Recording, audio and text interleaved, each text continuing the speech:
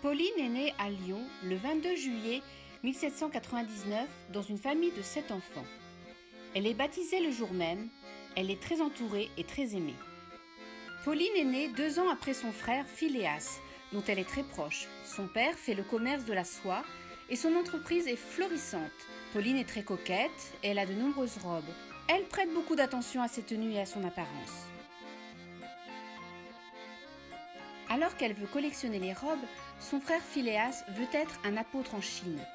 Elle cherche alors ce qu'elle peut faire pour Jésus. Peut-être envoyer de l'argent à son frère pour aider les autres. Elle veut aimer le Seigneur. Pauline grandit et reste toujours aussi coquette et ne se soucie pas des autres.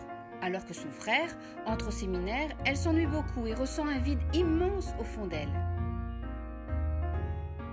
À 17 ans, elle entend un prêtre parler de l'orgueil et de la vanité. Elle prend conscience de son orgueil et de sa coquetterie. Elle décide de changer complètement de vie.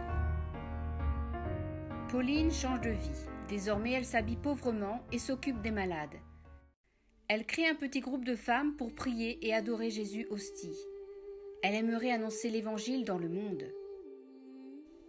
Pauline et son frère s'écrivent régulièrement et échangent des idées. Philéas lui parle des missions étrangères de Paris et de leurs besoins d'argent. Pauline a alors une idée, récolter pour donner. Chacun donnerait 1 sou par semaine et prierait quotidiennement pour les missionnaires. En 1826, Pauline fonde l'Association du Rosaire Vivant, en formant des groupes où chacun prie quotidiennement un mystère de la vie de Jésus et de Marie, c'est-à-dire un Notre Père, 10 Je vous salue Marie et un Gloire à Dieu, au Fils et au Saint-Esprit, ce qui correspond à une dizaine de chapelets. La création de l'enfance missionnaire par Charles de Forbin-Jasson s'inspire de l'œuvre de Pauline Jaricot.